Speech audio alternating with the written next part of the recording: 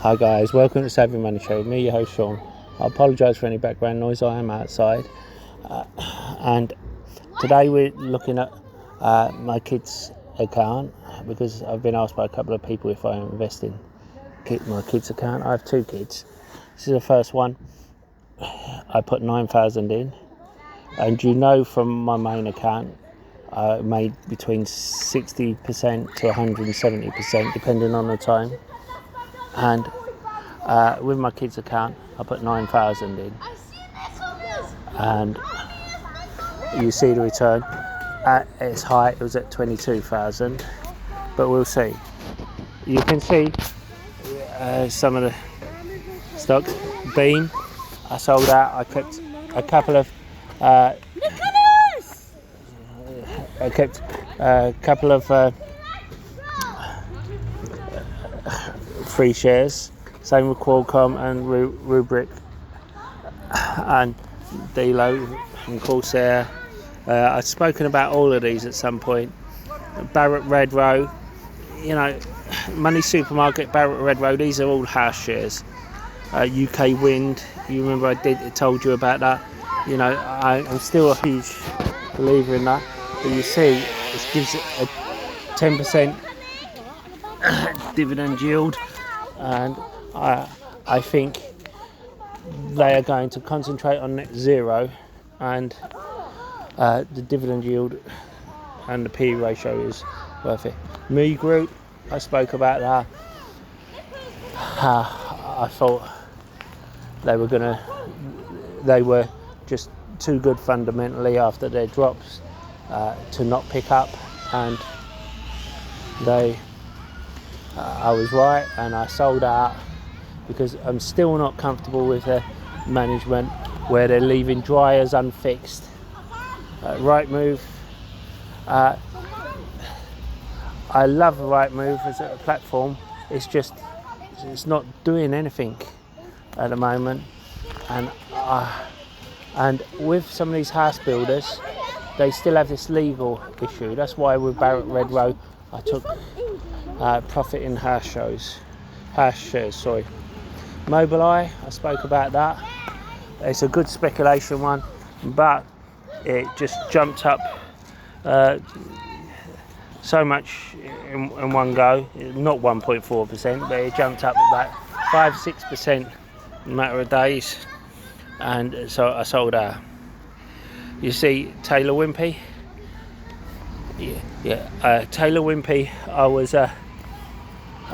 I bought and I sold out when it went up, and then it's come back down again because of these legal issues we spoke about, which I think are oversold, priced in, and now it's oversold, and I've bought back in again. So I have 3 shares, and you see there, it's a 9.5% dividend with a PE ratio of 10, and it's just too good considering the new Prime Minister has promised house building. I think, and I know they all promise house building, but we will see what's happened. Cakebox, again, I sold out and bought back in just a small position because I want to see how they do in the next earnings, because I sold out keeping some with a 5% profit in house shares because I wasn't comfortable with what they were doing. I had one earnings where they did well, and it was below my original investment. Okay, see you later. Bye. And I like the direction, but they need to show a bit more. Now, Uber, everyone says how driverless cars are going to ruin their platform, but they have agreements with the driverless air taxis, which I'll speak about later, and they have agreements with a lot of the driverless cars and network, except for Tesla. That's the only one they don't have an agreement with, and everyone's saying because Tesla isn't going to use their network, and I think eventually they will, because it'll cost too much to build their own one. Even if they don't, all the other ones will use their network, even if only to start with, and they will bring in money that way. And I think it's undervalued, even if they don't. At this point, I just think it's a good buy. Celsius, again, this is one that, this is house shares, and I'm notifying you before I buy it again that I'm about to buy it again. I sold it when it had a little run up, a 10% run up, because it did it within a week of me buying it, and I mentioned it a couple of times on the channel, and now it's come back down again.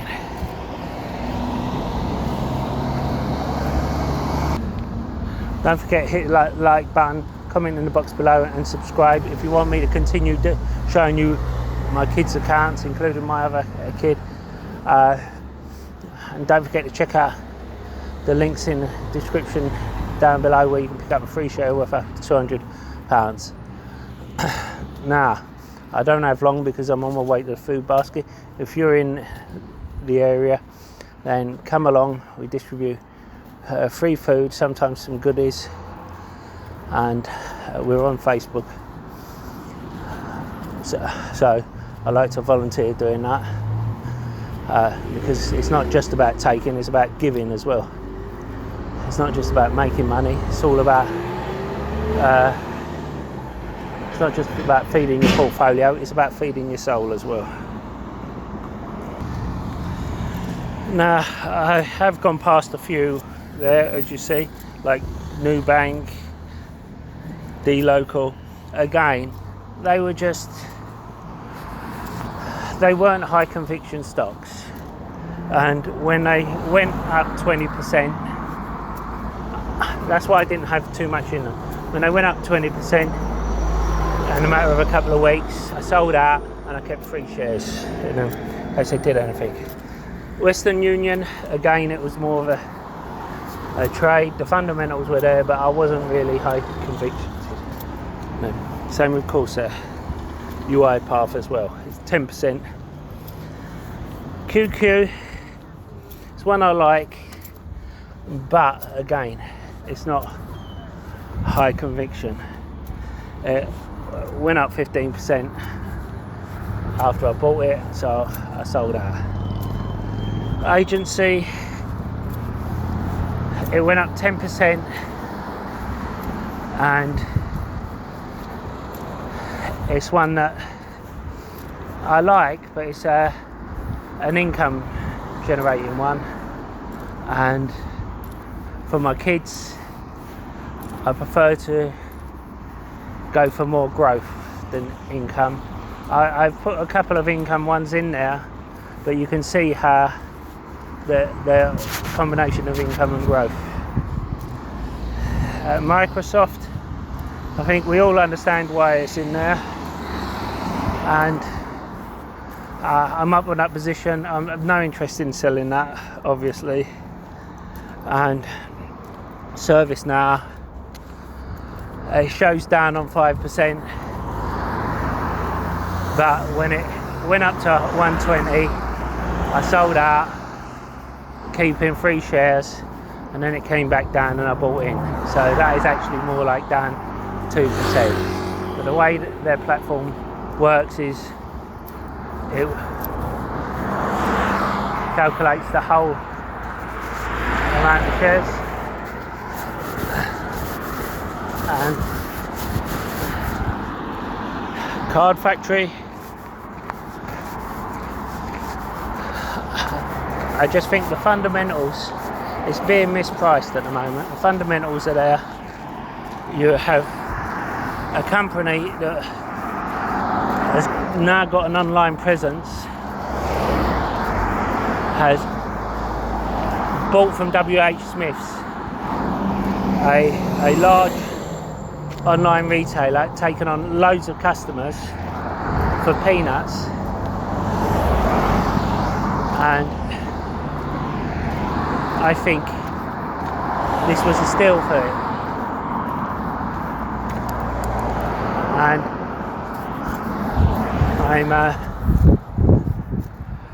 I do think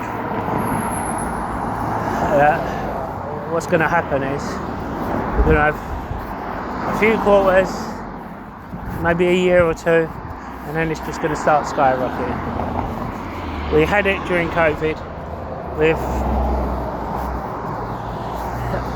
companies where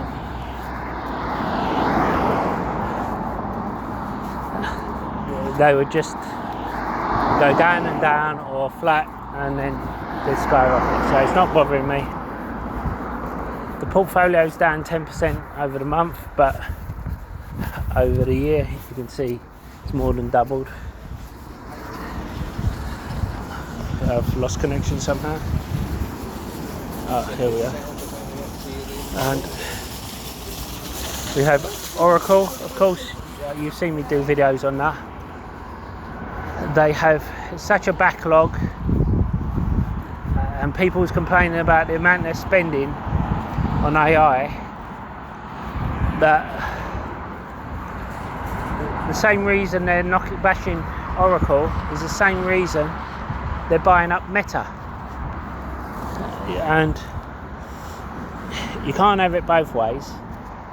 Either those that are exposing themselves to AI, which Meta is, in my opinion, they're going to have to do a listing like Oracle did.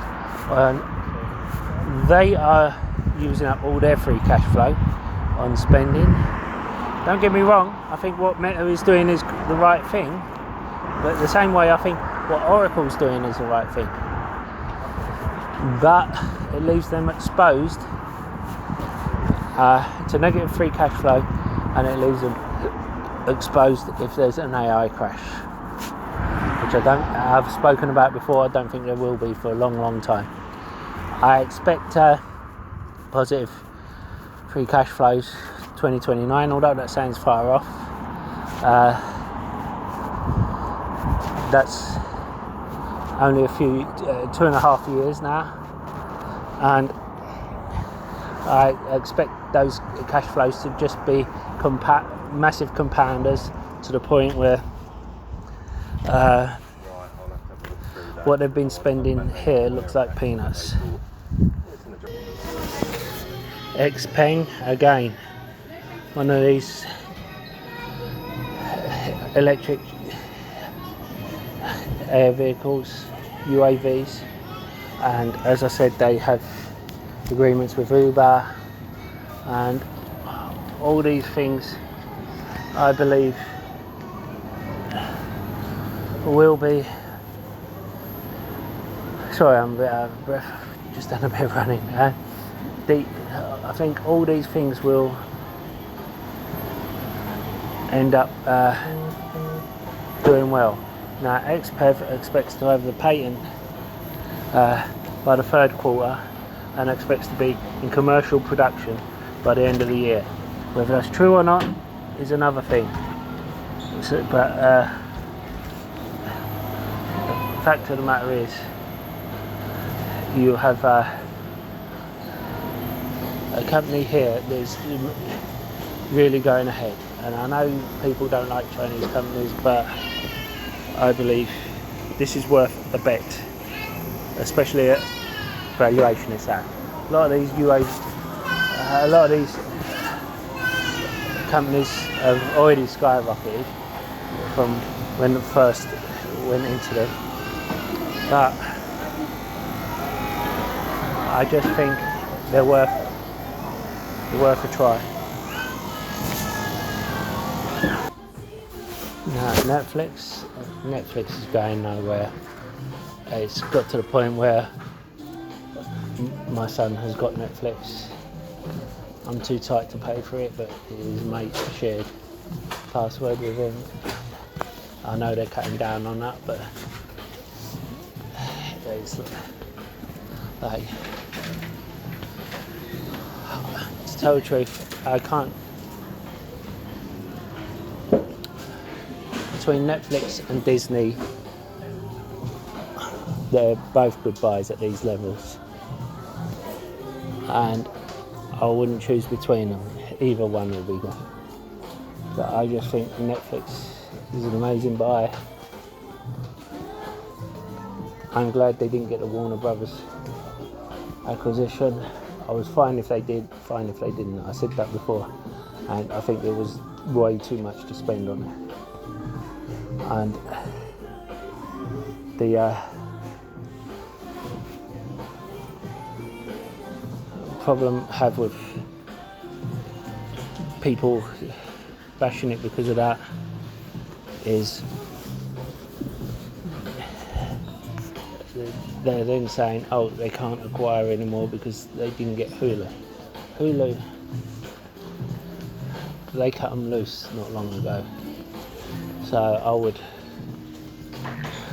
not cry over that either.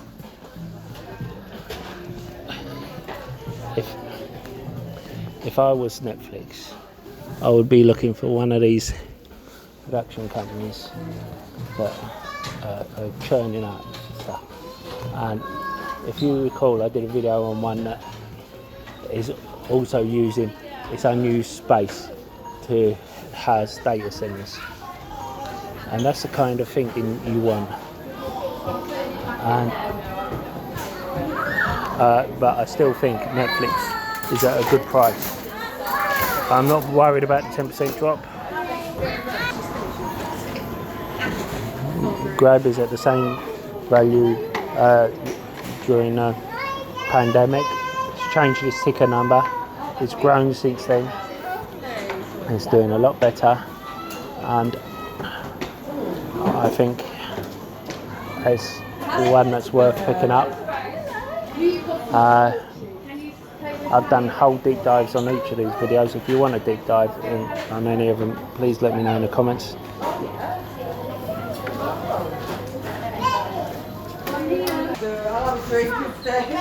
And then we have insurance.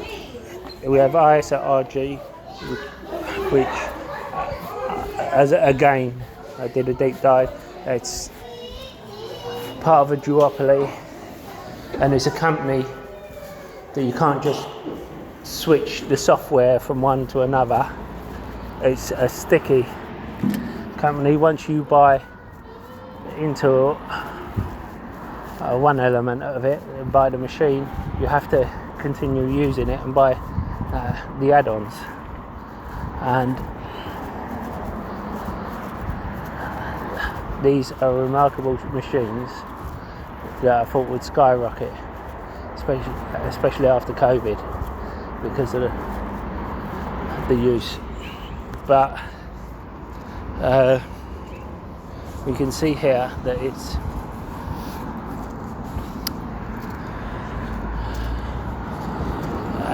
come down quite a bit because one of their tools there was an issue with, but it doesn't affect the machine. Now they still have plenty of other tools, and all they'll do is rejig it, change it, and it'll be fine. BBAI. Now I bought this as a trade. It ran up, I sold out of it, and I kept some free shares as part of profit, and these are the free shares. It's come down, and I'm debating whether or not to buy more. The Adobe, I'm sure you all know why Adobe. I'm down on Adobe. I think everyone is Now, everyone's going on about Adobe's EPS, but you've got to understand the EPS is not accurate because of all the stock buybacks. The revenue growth is. I like the fact they're doing stock buybacks at the moment. I'd rather they do that rather than a dividend or anything else. The only other thing I'd like them to do at the moment is possibly acquire Figma or an AI company that would work with them, because you buy an AI company that would work with them, then that's fine. You buy Figma, you get it cheaper than what you tried to buy it for before, but you make sure you get the authorization to buy it first of all. It's a value stock at this level, but it's one that's unloved, like Duolingo and the others, and PayPal, because they believe AI is going to disrupt it, and they believe the growth isn't there. Sega. Now, we all remember the monkeypox vaccine. Well, with Sega, if you remember, the FDA funded their tests in Africa for monkeypox, and I did loads of videos on this. Sorry, there's something wrong with my connection at the moment.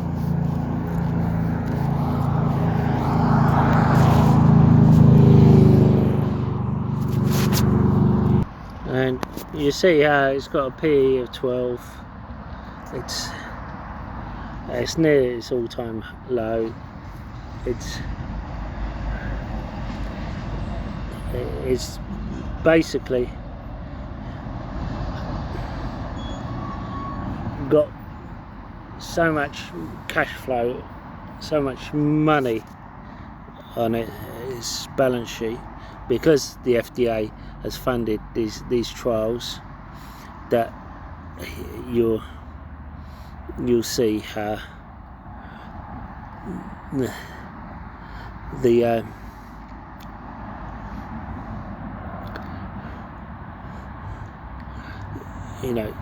its current assets outweigh its total liabilities, and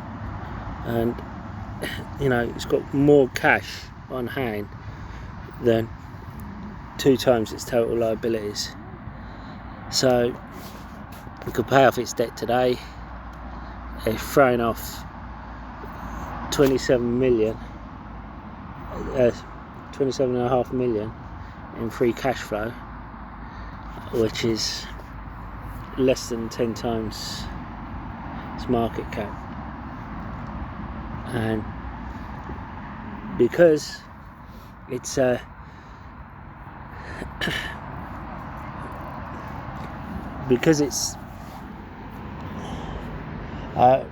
margins are going to go down, because the Fed's no longer paying for this trial. People are punishing it. I think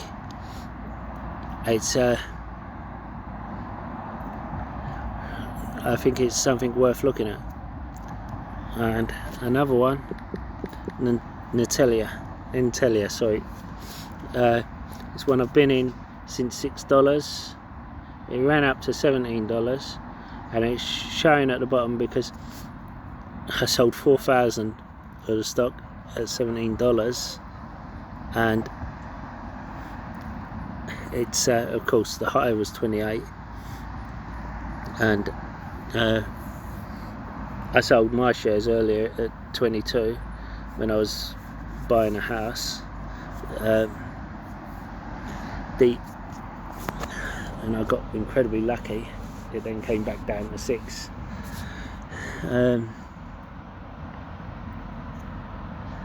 And as it's saying here, Simply Wall Street is claiming it's 37% undervalued after announcing phase 3 trial results.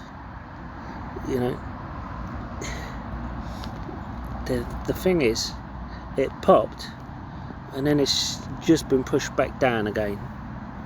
You have these shorts who have just pushed it down so much that you're going to end up with a short squeeze, and it's just a matter of when.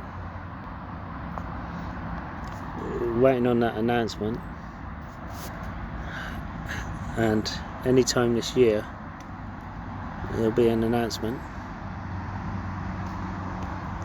and I'd like to know what you think of the pigs. Of course, I've had other stocks in there such as A-Lab, but they kind of ran up so high I had to pull the money out, I had to pull the shares out. Micron, again the same thing. I could have held a few free hash shares, but I just felt like with other companies being pushed down so much, it was worth going into them. I had Snowflake, again, they just went up so high, and it got to the point where I sold out. And let me know what you guys think. Do you want me to carry on doing this, showing you my kids' account? If not, it's fine. I'll see you in the next video.